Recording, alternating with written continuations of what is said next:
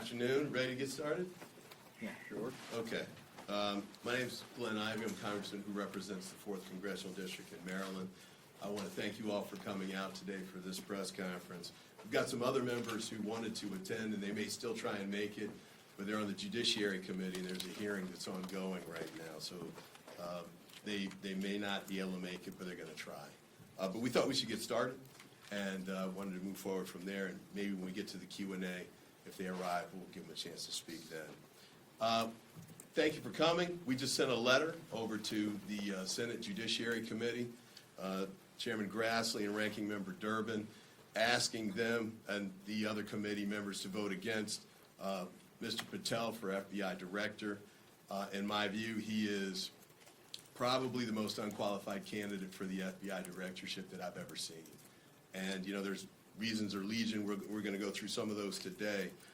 And I know the Republicans on the Senate Judiciary Committee are likely to go ahead and vote to confirm him anyway, but I thought it was important to try and speak truth to power, and the letter is aimed at getting that done and making sure we let them know that we think he is not only bad for the FBI, but bad for national security and public safety, and also good for domestic enemies like the cartels in Mexico and criminal enterprises that are operating in the United States. I would note quickly before I turn it over that it's not just Democrats who are raising these concerns. You've heard that former Attorney General Bill Barr said when they talked about Patel becoming the deputy FBI director, it would happen over my dead body, was the statement that he made, and I think he published that in his book. Another one, John Bolton, former Trump NSA advisor, he demonstrated no policy aptitude at all. So these are words out of the mouths of Republicans, former Trump administration Republicans. I think it's very clear that we don't want an FBI director who's got an enemies list. We don't want an FBI director who sees his principal mission as a revenge tour. You know, James Brown, one of my favorite performers, has a song called The Big Payback. There's a place for that in funk in the dance floor, but not at the FBI. And with that, I'll turn it over to Representative McClellan, who represents the district in Virginia. Good afternoon, everyone. I am Congresswoman Jennifer McClellan. I have the privilege of representing Virginia's 4th Congressional District. And as you heard, we are here to raise the alarm of why our Senate colleagues should reject the confirmation of Kash Patel to be director of the FBI. In our letter to the Senate Judiciary Committee, we expressed our deep concerns over his lack of qualifications, over his history of inflammatory statements, but let me remind you what is at stake. The FBI stands as one of the most critical institutions in our democracy. It is tasked with defending our national security, and it is tasked with upholding the rule of law. The FBI director must be someone who is of unimpeachable character, impartiality, and have a deep commitment to the rule of law and the administration of justice. The FBI plays a critical role in protecting public safety, in upholding civil rights, and whoever holds this position is responsible for preventing national security threats, maintaining public trust, and uncovering schemes of fraud, abuse, and corruption. Kash Patel does not possess the temperament, the professional experience, or the characteristics necessary to do this critically important job. Now, I represent Virginia, which is home to the FBI Laboratory Investigation, the Operational Technology Division, the FBI Academy at Quantico, 2 FBI field offices, and we have thousands of Virginians who work for the FBI. And those agents who serve our nation and uphold the rule of law throughout their careers deserve better for an FBI director than Kash Patel. He has literally published an enemies list. And under the Trump administration, the Department of Justice has received detailed information about over 5,000 FBI agents who were involved in investigating the January 6th insurrection. These brave men and women took an oath to protect and defend the Constitution of the United States from enemies foreign or domestic. And just last week, the wife of one of those FBI agents who lives in Richmond detailed the fear and anxiety that they now must endure in a letter to the editor to one of the local publications in my district. And here is what she wrote. The decision to publicly name and punish these professionals does not only put their lives at risk, but also endangers their spouses, children, and loved ones. The fear we now live with is profound. The loss of anonymity has placed us in the crosshairs of political extremism, making even the most basic aspects of going to work, sending our children to school, interacting in our own communities, fraught with risk. Is this really what America has come to? Where the wives and children and husbands and loved ones of those people who dedicate and risk their lives to keep us safe fear for their own? No, that is not the nation we want to be. But time and time again, Mr. Patel has shown that he is a Trump sycophant who will come up with excuses and justifications to shield the president, enable his actions with no regard for their legality, and punish anyone who dares to speak up. He has tried to excuse President Trump's unauthorized transfer and storage of classified information to Mar-a-Lago. He promised to dismantle the FBI on day one and turn it into a museum to the deep state. And our FBI agents, the communities they keep safe, and the American people deserve better. They deserve assurances they will not be subject to political prosecution at the hands of a federal agent. And Mr. Patel has not proven that he can do that. With that, I'd like to hand it over to my colleague from Rhode Island, Congressman Seth Magaziner. Well, thank you very much to my colleagues, Congresswoman McClellan and Congressman Ivey, for convening us here today. I'm a member of the Homeland Security Committee. I served on that committee with Glenn, and I'm currently the ranking member for Counterterrorism, Intelligence, and Law Enforcement on the Homeland Security Committee. And we are here today to appeal one more time to any Republican senators. If you care about national security, if you care about public safety, if you care about our Constitution and our system of government, then vote no on Kash Patel. Vote no on Kash Patel, the most unqualified nominee in the history of the FBI. I want everyone to think for a moment about your hometown. In your hometown, would you feel good about a chief of police being hired who had never been a police officer before? Of course not. Yet Donald Trump is appointing someone to head the nation's most important federal law enforcement agency who has never worn a badge, never conducted an arrest, never served in law enforcement before. Woefully unqualified. Why is Donald Trump appointing someone so unqualified to lead the FBI? Because Donald Trump knows that Kash Patel will enact a political agenda on his behalf. We should not have a director of the FBI who has no law enforcement experience, who has a publicly published enemies list, who has threatened to jail members of the media simply for reporting that Joe Biden won the 2020 election, who has championed and fundraised for the January 6th rioters who attacked police officers in this very building. This is someone who is dangerous, who is unfit, and who must be rejected. The FBI plays an absolutely crucial role in combating terrorism, organized crime, drug trafficking, human trafficking, and more. It is too important an agency for someone so unqualified to come in and play political games with. That is why we are here today, and that is why we are calling on the senators to do the right thing and vote no. It is now my pleasure to introduce a colleague who serves on the Judiciary Committee, Sydney Kamlager-Dove. Thank you, Seth, and I want to thank Jen McClellan and also Glenn Ivey for leading this charge. My name is Sydney Kamlager-Dove. I represent California's 37th Congressional District. I just came from the Judiciary Committee where we actually had witnesses raise their hand and swear under perjury, right, to tell the truth. it seems, well, not to perjure themselves, to tell the truth, which does not seem to be something that we care about with Kash Patel. Kash Patel is a freak, and not the Rick James kind. It is a thumbs down for Crooked Cash.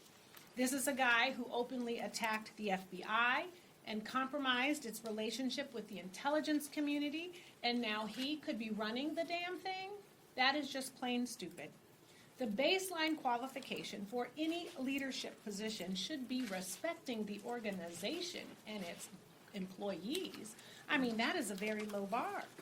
But like 99% of Trump's nominees, Kash Patel embodies the only two attributes needed to serve in this administration: complete unqualification and an unhealthy obsession with Donald Trump. And he takes the latter to a whole new level. The first time he served in Trump's administration, he took heat for being singularly focused on pleasing Trump. And when that gig was up, he missed Trump so much that he wrote a series of children's books praising King Donald. That is sick. And now he's promising to go after those he considers the deep state and enemies of Donald Trump. And last I checked, when I just got on the website today, that is not what the website for the FBI says. It says to protect the United States and its citizens and to uphold the Constitution. But where is that line? Is he going to target Granny for posting on Facebook about Don and Elon stealing her Social Security check? Will his goons show up at the doors of election workers who resisted Donald Trump's attempts to overturn the results of the 2020 election? Who knows?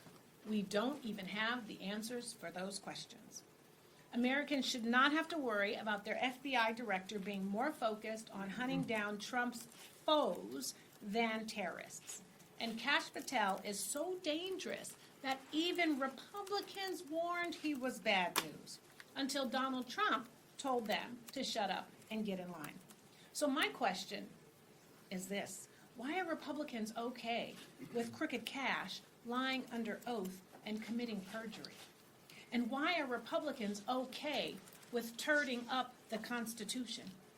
But if Kash Patel is confirmed, Americans will be less safe, and it will be because of every spineless, un-American, unpatriotic Republican who prioritized loyalty to Donald Trump over loyalty to their constituents and the United States Constitution. Thank you, and I'm going to give it back to Glenn Ivey. Terrific. Thank you, Representative. First question, Rebecca with the Hill. Yeah, I just kind of wanted to sort of understand, like, a lot of the stuff that you guys have pointed to in terms of his history, his comments on podcasts, a lot of this stuff has been out there for a while. So I'm curious, do you feel like your Republican Senate colleagues are kind of willfully ignoring this information? And then I'm also kind of curious what your strategy is to kind of break through and get these problems to resonate with them before this vote. Well, you're right. I mean, a lot of this has been out actually for years, including some of it came from his book that he wrote himself. I think Senator Durbin raised a new issue, though, with respect to whether he lied under oath, with respect to having no knowledge of the effort to purge the FBI.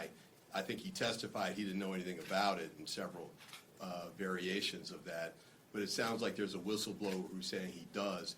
And it is a little curious that the day after he testified, the purge kind of began with the call for the name. So I think that's new information. I think any of that would be, any of these individual aspects would be, I think, disqualifying just on their own. But certainly when you add them all up together, I think that's clearly the case. Are there others who want to comment on that? They have selective amnesia, and this is a time when you should not, when you should be doing every single thing you can to make sure. They have selective amnesia, and this is the absolute time when you should not. I mean, in some of the hearings we're having of substance, we are talking about terrorists, we are talking about China, we are talking about AI, we are talking about so many issues that are deeply concerning to the American people and to our national security. And it makes sense that you would have someone who's going to be heading the FBI who's honest, transparent, and saying that they're willing to uphold the Constitution. And one of their first acts, even before they are confirmed, is to commit perjury, is deeply concerning for anyone who says that they are an American. All right, Mitchell Miller, oh, excuse me, go ahead. No, I'll just add, I mean, look, a lot of these Republican members of Congress, Senate and House, they know that Kash Patel is a bad pick. They know he's unqualified, just like they know Tulsi Gabbard was unqualified and Pete Hegseth and many of the other nominees. But they're scared, right? They are scared of Donald Trump. They're scared of Elon Musk. But they need to be scared of the voters who elected them as well. And part of what we are doing is continuing to educate people, to sound the alarm, because ultimately, if Kash Patel, among others, is as destructive as we fear he will be, then these Republican senators are going to own that for years to come, and we need to make sure that they hear that. All right, Mitchell Miller? Question for Congressman Ivey.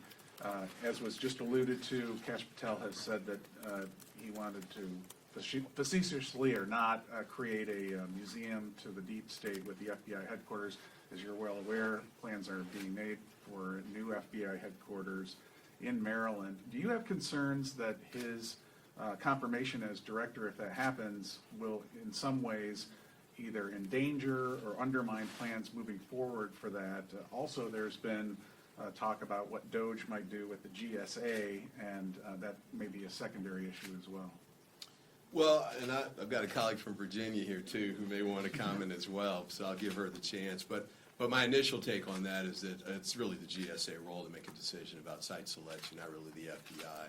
In fact, they turn it over. The GSA is kind of the landlord for the federal government, and the site selection piece is their role. Whether they're going to be attacks on the GSA, apparently Elon and Donald are looking to attack every department and agency in the federal government. And the unfortunate part is, there are probably things that could be done to improve the government. I'm sure that there are, but I'd say use a scalpel instead of a chainsaw. These guys are just they're just trying to push people out, as many federal employees as possible, not because it makes the government better, but it gives him additional funds to do his forthcoming tax cuts for billionaires. So, and we used to say billionaires, it was kind of a faceless term, but we now saw who was standing with him when he was inaugurated. Regular folks couldn't get in, but the richest people in the world could. Yeah, I would just add to that. I mean, the GSA, we've already seen that part of what Elon Musk and the Doge Bros want to do is take that over, look at public lands, look at public assets, and look at what to sell off, because they're trying to get money anywhere they can to pay for this tax cut for billionaires. And they're willing to sell out the FBI and the agents in the process. And I think to the earlier point, our press conference today, our letter today may not stop the Senate from confirming Kash Patel, but we will not stand silently by while this administration, whether it's through the FBI, whether it's through the OMB, whether it's through the GSA, whether it's through some made-up agency that is not authorized by anyone, run by somebody who hasn't been vetted, we will not stand silently by while you try to erode the very foundation of democracy and government that serves the American people and not King Donald. Right here. So when FISA 702 was being negotiated, we saw Republicans and Democrats kind of forming unions on different sides of the issue. I think we could probably see DOJ reform and FBI reform attempted at some point this Congress. Do you think that's possible still? I mean, it's going to come up again, the authorization. I mean, we're going to have to deal with FISA, with 702 again, right? Because it was just a two-year extension. So honestly, standing up here, I don't know who's on what side. I mean, I know what side I was on, but we're going to have to take it up regardless. Specifically Department of Justice or even FBI reform. Is that possible to partner with Republicans on, or is this could be an issue with Kash Patel getting this job? I mean, certainly Kash Patel getting this job will make everything more complicated because, again, his interests are political, not policy. It'll be a challenge. I think that the way to do reform is to have a debate out in the open and to compete on the basis of ideas, not to go in as an unelected billionaire and just start firing people left and right and asking people to basically fill out loyalty questionnaires because they happen to have been assigned to work on the January 6th investigation. Like, that's not reform. That is political retribution, it's tremendously damaging. It's not going to make the country more safe. It's not going to lower the cost of living, and it's not going to make us more secure. Yeah, and just kind of quickly on that point, I think I was one of the last members to make a final decision, certainly on the Judiciary Committee, before the floor vote, as to which way to go. And part of that was based on meetings that we had in the SCIF, where members of the Department of Justice, the FBI, National Security, came in and told me things, which I can't disclose now, obviously, but it really came down to whether you trust them or not. Do you believe that they're telling you the truth, or are they just trying to hang on to the power that they have? And I trusted them in the decision that I made. Will I be able to trust the team that Trump's putting together at the Department of Defense, National Security, FBI? You got to be kidding me. I mean, you know, Patel took the fifth instead of testifying in front of a grand jury. And then they compelled him by immunizing him to testify.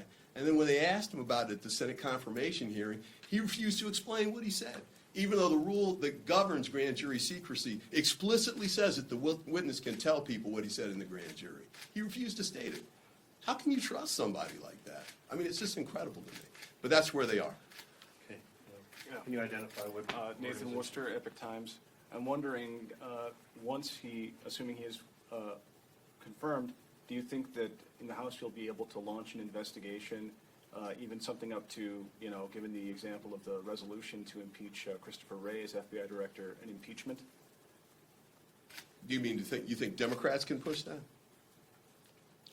I mean, we don't control the majority, so that's challenge number one. But first step, just to give you an example, last week in the Oversight Committee, Ranking Member Jerry Conley said, Elon Musk is doing all of these things across the board, doing all these investigations, going into highly classified and personal information.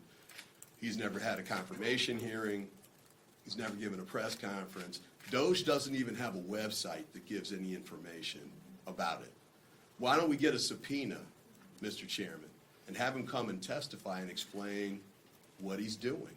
And then yesterday he had the nerve in the Oval Office to talk about the importance of transparency. But do you think he's actually going to come up here? No.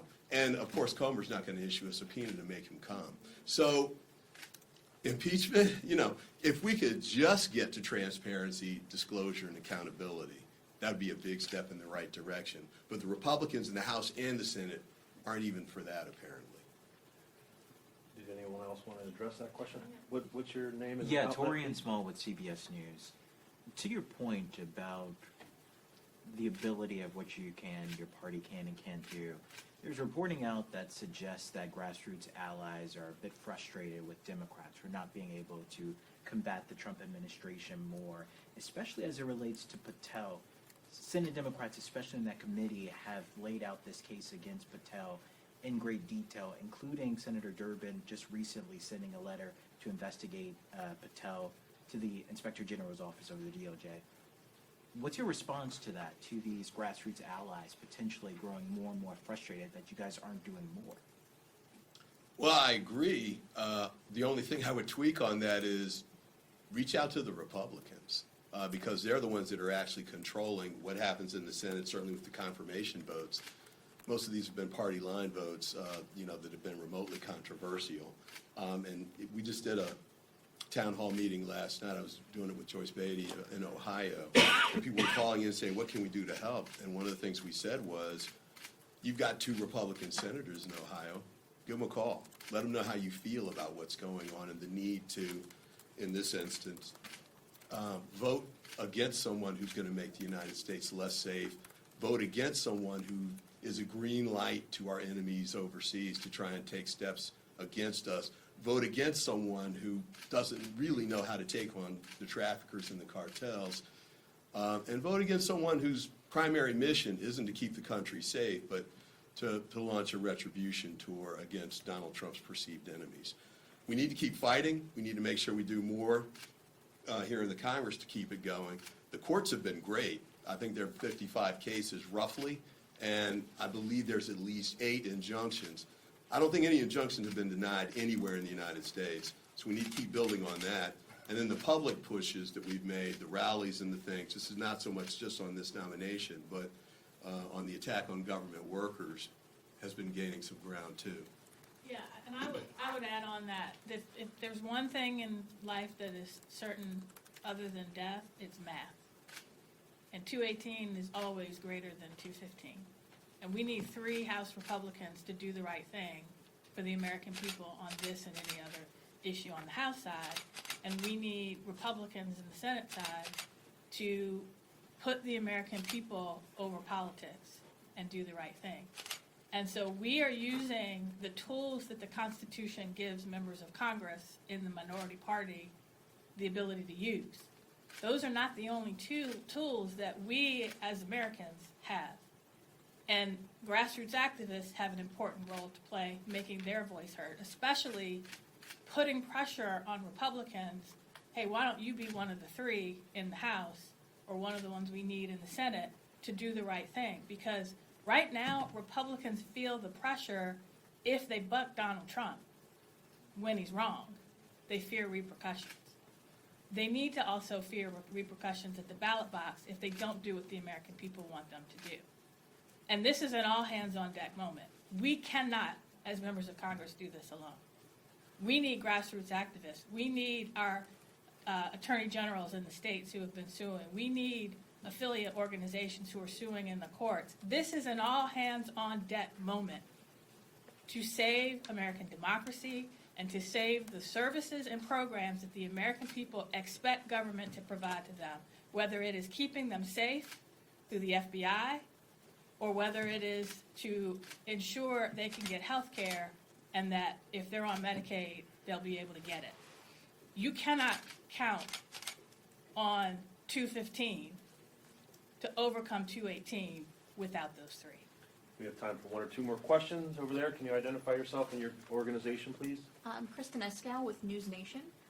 Looking at what happened with Chris Wray leaving his role before the end of his term, assuming that in a few years there's a Democratic president who may not want to keep Kash Patel around should he be confirmed, are you concerned about this position moving away from the 10-year terms, or do you think it should be a position where perhaps each president can choose their own FBI director? I mean, my quick take, I'll give everybody else a chance too, is I like the 10-year term approach. I thought it helped to shield directors from, politics. So we don't want them turning over just with every administration. I would note, though, that we've kind of moved away from that over the years. Sometimes we've had people that have left early or been, now fired, as happened with Director Wray. But I got to say, though, if, Patel is still there and we get a Democrat in the White House in 4 years, I think he should definitely go. He shouldn't be there to start with. And, a guy with this kind of conduct who wouldn't even be allowed to be an FBI agent. This is almost as bad as the DOD scenario where the Secretary of Defense would have gotten washed out as a private for the conduct that he exhibited that was demonstrated at the confirmation hearings. I think you replace those guys. Now, I'll stop there. I'll give everybody else a chance if they want to as well. Well, I would just add that we are not in normal times. And so there's a false premise where folks are asking us normal questions and wanting us to behave normally when we are walking right into a constitutional crisis. There is nothing that is happening from the Republicans that is normal. And every single person should be afraid. They should be afraid that they will have no more rights, no more freedoms. They will have no more eggs. They will have no more privacy. They will have no more access to the government, to services that they deserve. Because the folks who are coming in, who are getting confirmed, are more interested in pleasing Donald Trump than they are in building up the United States. And my question is, not one person has said, I love this country. I'm here to fight for this country. Not one of them who is getting confirmed has said that. You asked about FISA. I mean, we've been here for over a month. They have the White House, the Senate, and Congress. We should be having substantive bills coming to the floor every single day. Donald Trump told them to work it out, and they're running up into their conferences, and who knows what they're doing, but they are not bringing substantive bills like that to the floor. They don't have a plan. other than making sure that they say yes to Donald Trump. And Donald Trump's plan is to make them irrelevant and to govern by executive order. That is not normal. Okay, folks, we appreciate your time, and we know you're trying to wrap up, so thanks again for coming. And any final words from the members here, and then we'll wrap up and conclude our press conference. Thanks to all of you for coming. It's a rare press conference where James Brown and Rick James get mentioned, but thanks for coming out. Black History Month. Thanks, everybody. There's a copy of the letter in the press release.